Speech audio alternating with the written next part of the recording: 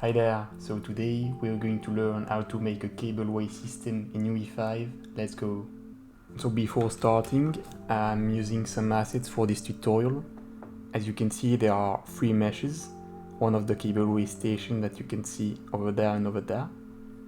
One of the cableway cable, the one that goes straight over there. And one mesh for the cableway car. And finally, a cableway loop sound that is playing when the cableway car is moving. It sounds like that. If you want to get those assets, I will put them in the description below. Alright, so first let's see what we're going to build. I've built this simple cableway system over there. There is two cableway stations, a cableway cable that is going between the two. For the cable, I've used a spline mesh component, but given that the cable go into a straight line, you can take the cableway mesh and extending it on the x-axis. It will do pretty much the same. And here there is the cableway car. So when we start playing the game, you can see that there is a gray platform on the cableway car. As we step into it, the car starts moving toward the next station. And as we arrive at the next station, the cableway car stops. And as we go back on the gray platform, the cableway car goes back to the first station.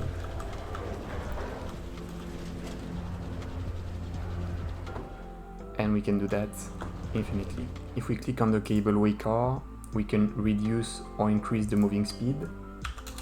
If I divide it by 2 and we go back to the game, you can see that the cableway car is moving slower. So that's what we are going to build. To build this system, we are going to use two blueprints. The first one is the cableway car. The cableway car will be where the moving happens. And the second one, you might have missed it, is this one, which I've called the cableway. And this is kind of the control tower. It is used by the cableway car to know where to go next. As you can see, there is a variable stations which is exposed, and it's a map with an index, and for each index there is a reference to target points. So those target points in this system are placed here, and the second one is placed there.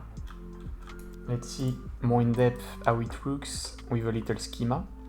So this is our two stations with the two target points with the red triangles, and the blue star is the cableway car. So at begin play, we've got our cableway blueprint that will create a spline. Let's say that this is a spline between the two target points, and the cableway car will use this spline to move between the two stations. So the cable is only a visual help, but the cableway car do not use it to move in reality. What will be used is the spline from the cableway blueprint. This is this one, but we will see that in more detail when we will build the blueprint. Let's create this first blueprint. It will be based on the actor class. We are first going to build the cableway blueprint.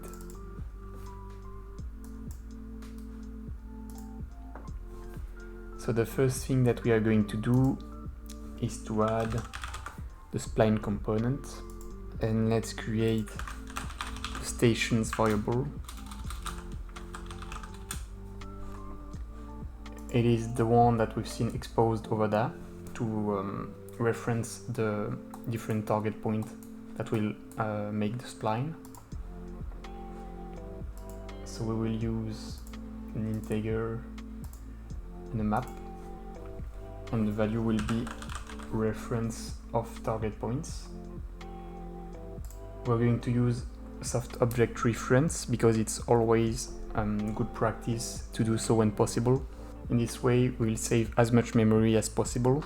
In this situation where the target points are already loaded into the level, it's not really necessary, but it's always good practice to do so.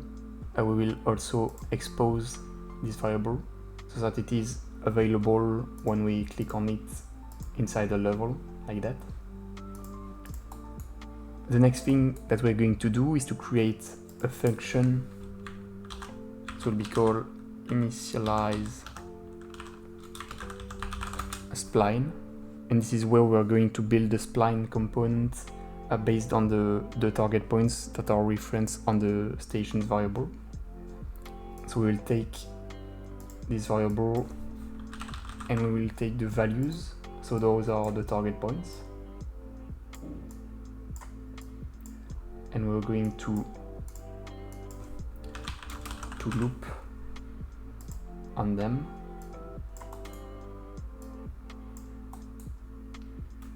First, we are going to check if the reference is valid or not.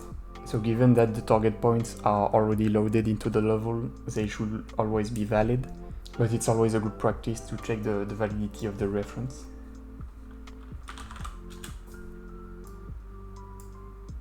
We're then going to load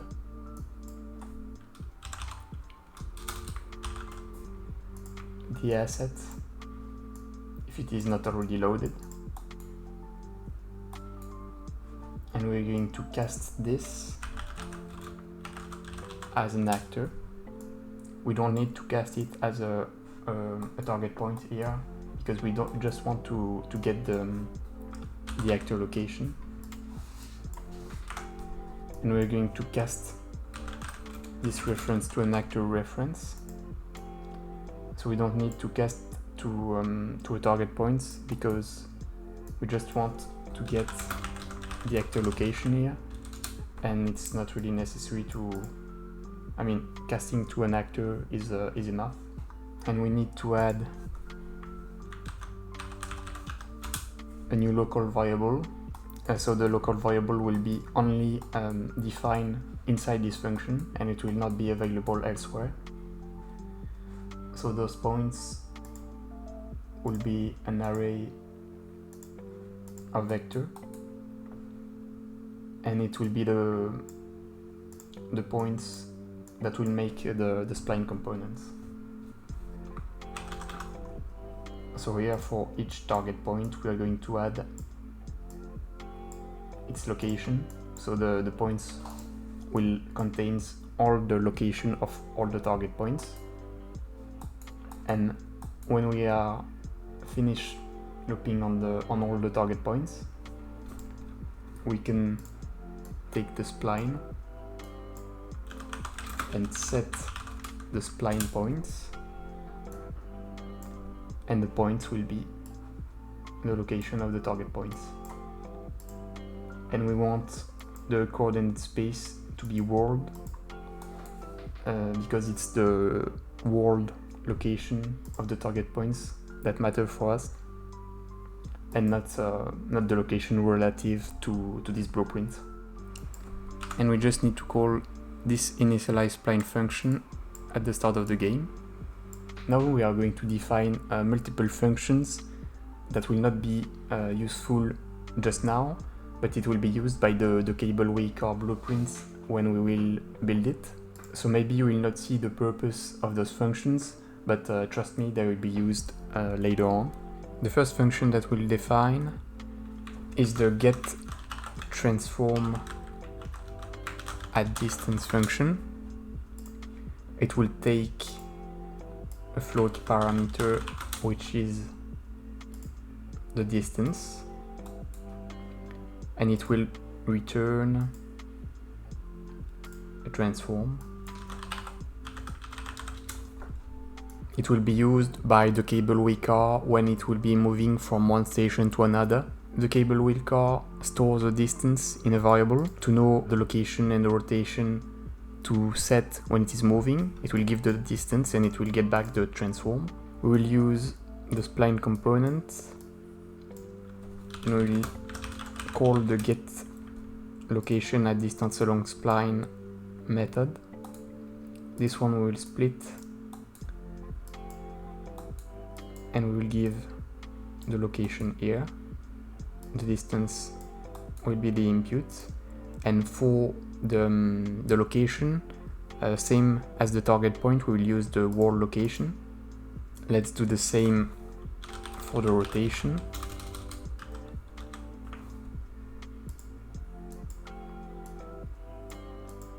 And same as the location, we will use the world rotation.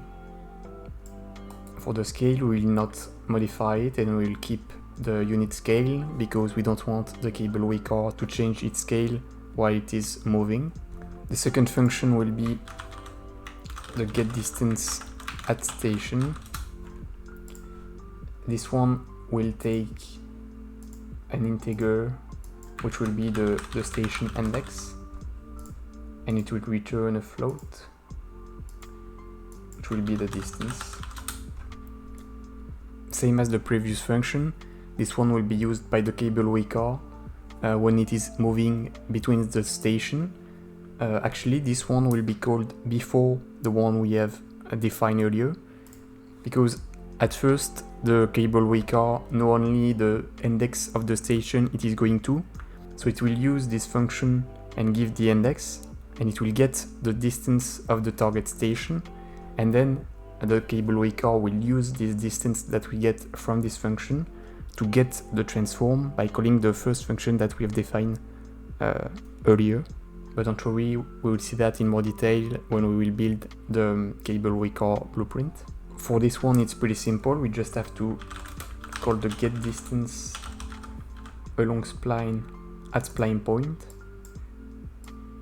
and we feed the value in the return distance. So pretty simple function for this one. The next one is called get station count. This one is also pretty simple. I mean, all the functions that we are going to define are very simple. Here we just want to get the number of stations, so we just have to call the length, and of course the return is an integer and we will name it as count. And that's pretty much it for this one. You'll see that later, but this one is also used by the Cableway car. And the last one is the get transform at station.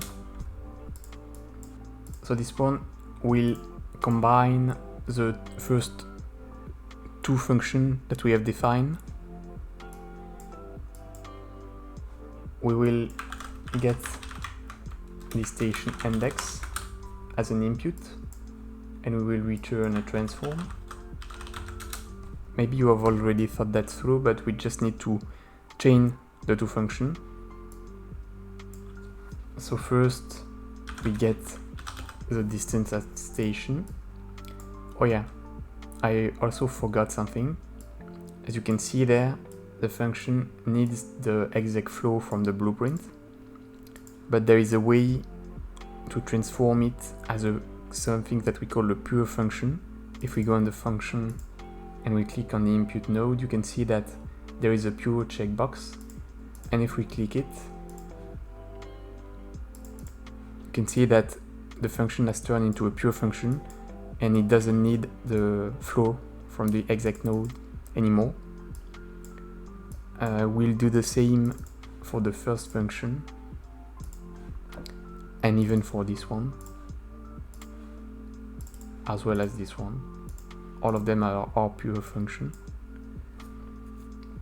And here we can call the get transform at distance, and we get our transform that we will feed inside the return node. And that's it for this function. And that's it also for the Cableway blueprint. We can now start building the Cableway car blueprint. It is also based onto the actor class.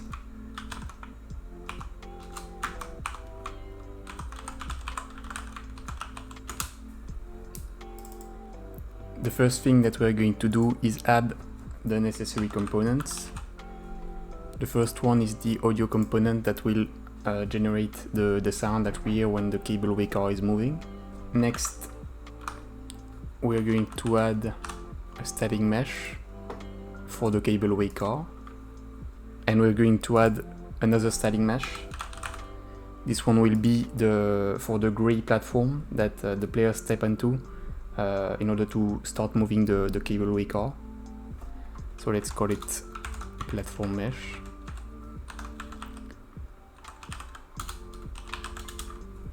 And this one, let's call it mesh. And let's attach this one to this one. And the last one will be a box component. And this one will be used to detect the player stepping onto the gray platform mesh in order to start moving the car. For the mesh, let's take Cableway car mesh. And let's apply the blue material. For this one, I think we're going to take a cube, simple cube, and we're going to apply the gray material. I'm going to scale it and place it around here. Let's decrease the snap size so that we can move it more precisely. And let's also reduce the scale snap. Let's make a square rather, to be easier. When we're going to make it perfect here, just approximately to be fine, like that. One thing that we need to do is to set up the collision parameters for the box. If we go onto the parameters and on collision, we have to set custom collision. What we want to have is the box overlapping only with the player, and the player is a pawn object type, so we are going to ignore everything except the pawn that we're going to overlap, and the rest is fine, so let's keep it like that. For the audio component, we can set the sound using the Cableway loop asset that I shown you previously. And now we can start building the blueprint. The first thing that we are going to do is at begin play, we are going to stop the sound because the car will not be moving, but the audio component will start as soon as the game starts. So what we need to do is to fade out the sound. We're going to keep the fade out duration at 0 because we don't want any interpolation for the sound. We want it to stop right away. Let's create our first function. This one will be called move, and it will be the main function that will move the Cableway car from one station to the next. We need to create a first variable which is called isMoving. It will be a boolean. We're also going to create a variable for the Cableway,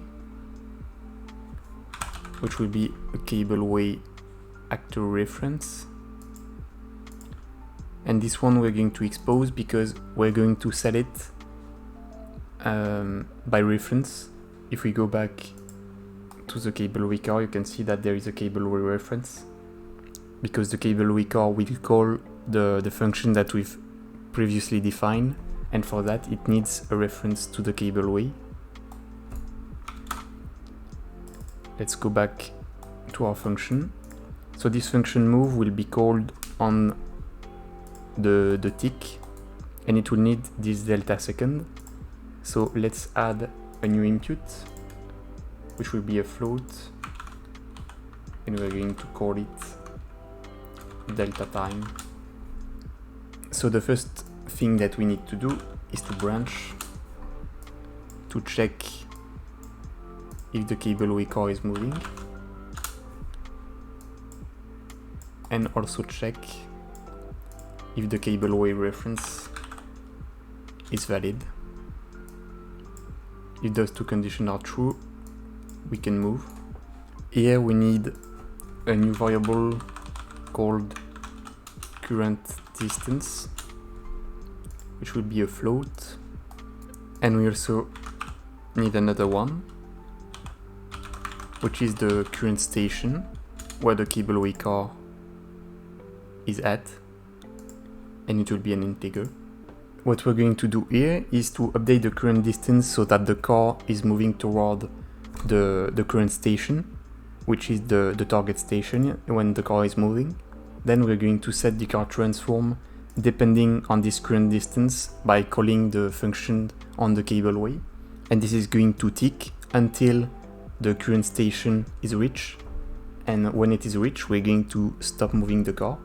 So first let's set this current distance. To compute it, we're first going to call a function on the Cableway.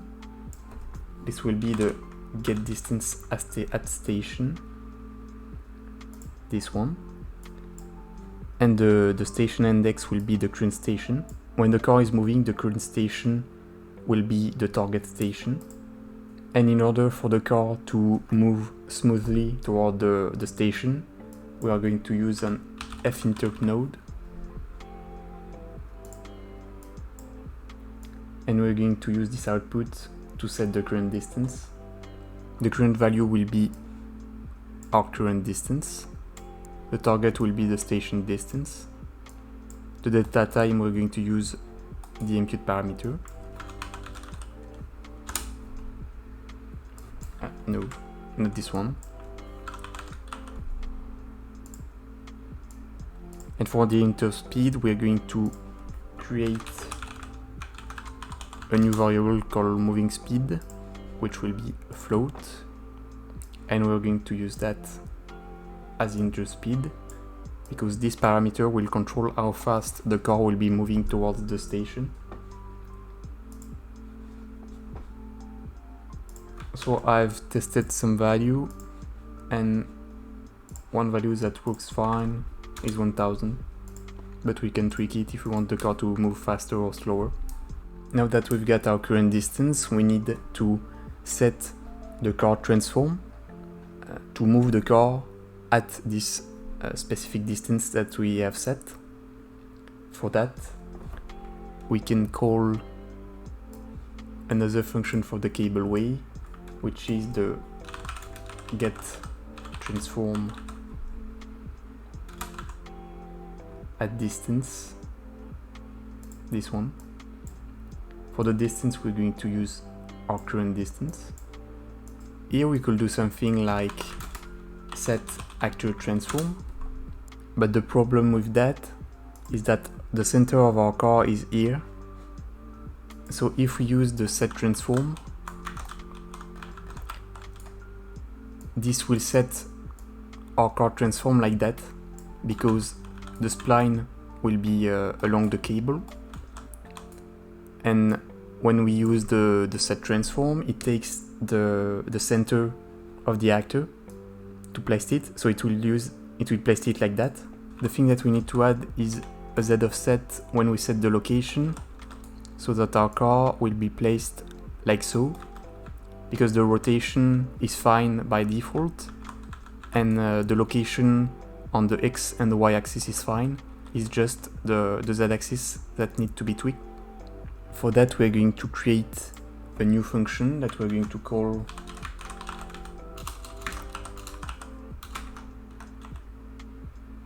set transform along cable. As an input, it will take the transform from the get transform at distance method.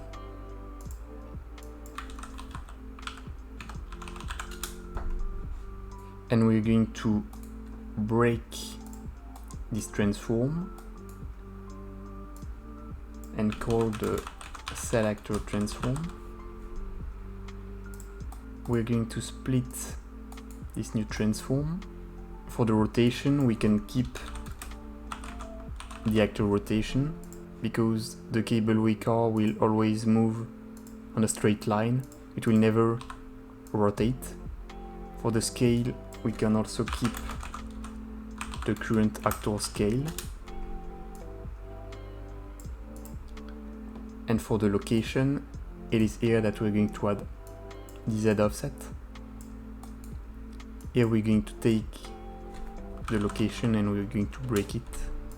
For the X and the Y value, we can keep what we get as an input, but for the Z, we can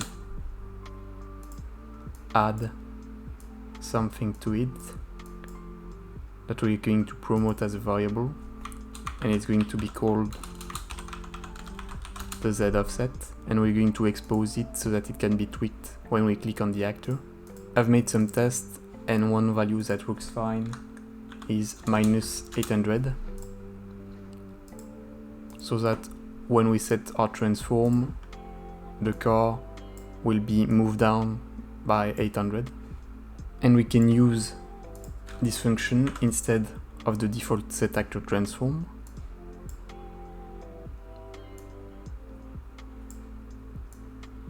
There we go. So with that, the car will be moving fine, but we need a moment where it needs to stop when we reach the target station.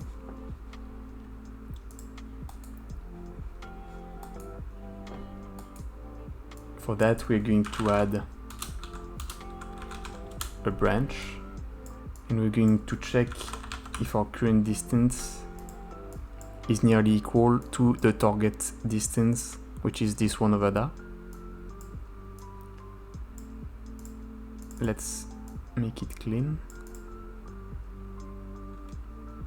So no, this one needs to be on the B, and the error tolerance can be 0.5. It's fine because the distance will be very large, so if it is too small it will take a longer time to stop when we reach the location. And we can fit this condition to the branch, and there, if we have reached our target location, we need to stop the car. For that, we need to define a new function, which will be called stop moving. And it is here that we are going to set our isMoving variable to false, so that this condition will be false and this logic here will not be executed. And we're also going to fade out our sound so that it stops.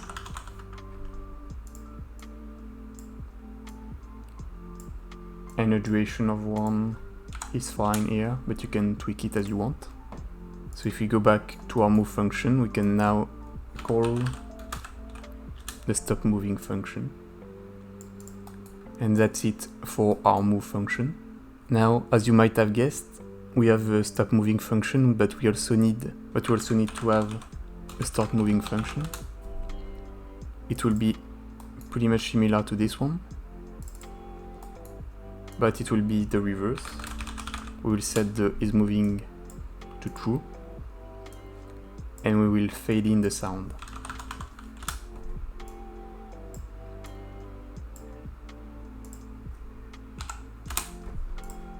Now we are going to create a new function that will initialize the Cableway car at the start of the game.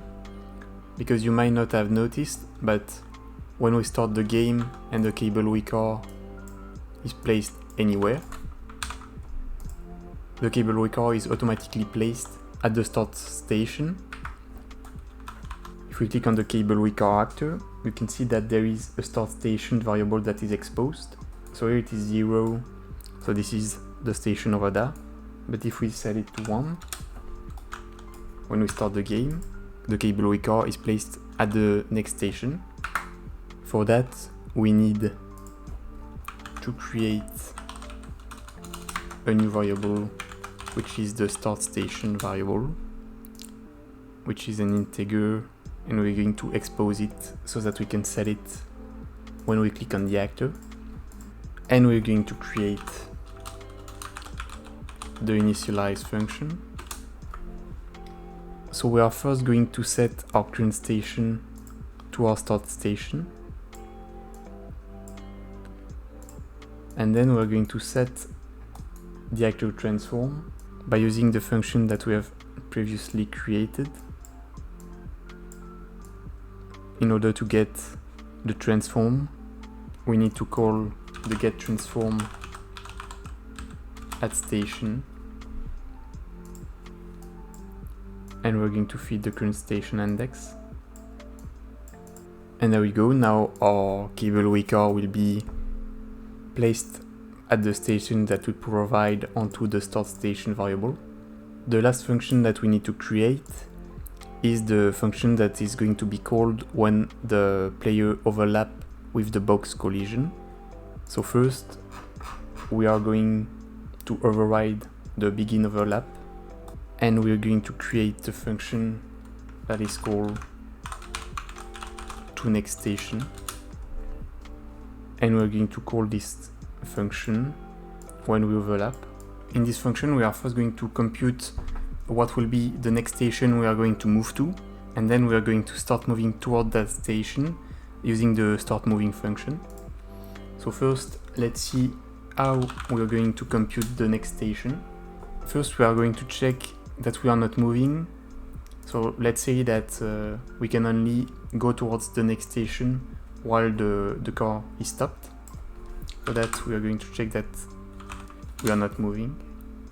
Then we are going to compute the next station. To compute the next station, we are going to use the station count from the Cableway, because the obvious way to go to the next station is to take the current station and to increment it.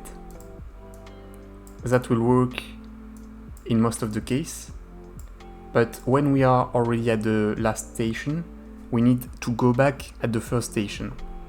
So for that, we are going to use this station count, and we are first going to check if the current station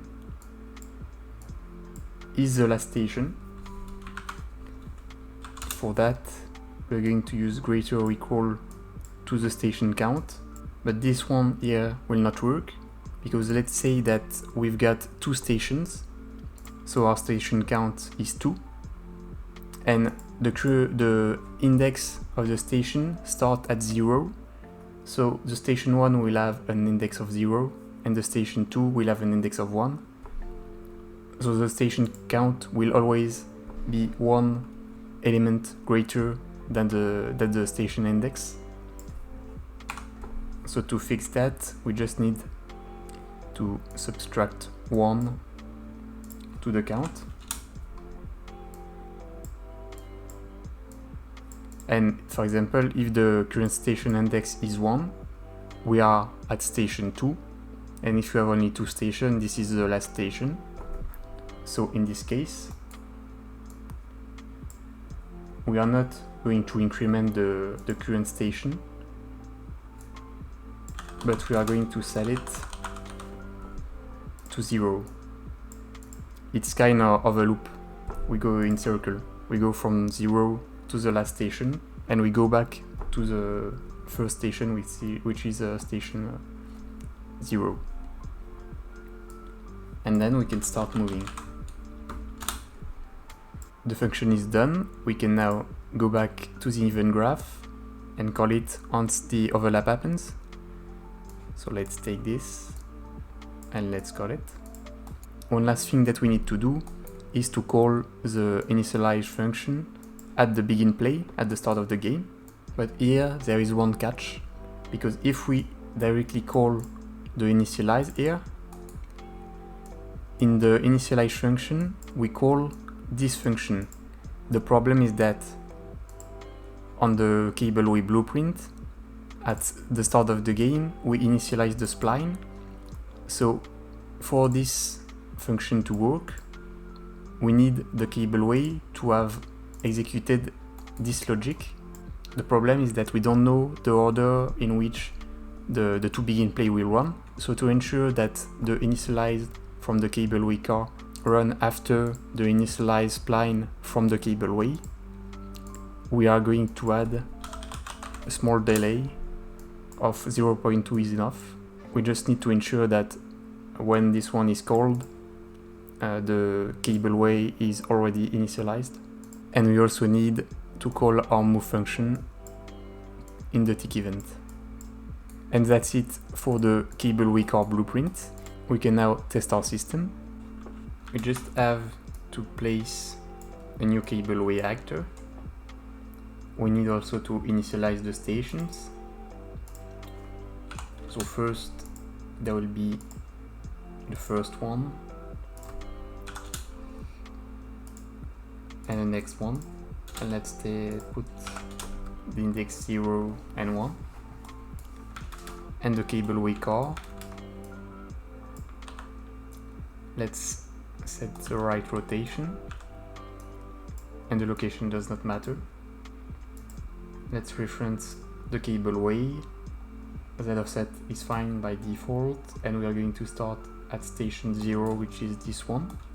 And let's take this one and say that the offset will be 800 so that it does not bother us. We start the game. The Cableway car is here.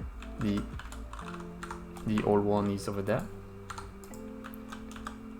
And if we walk onto the gray platform, the Cableway car starts moving towards the next station. Then the Cableway car stops when the station is reached, and if we go back to the platform, we go back to the first one.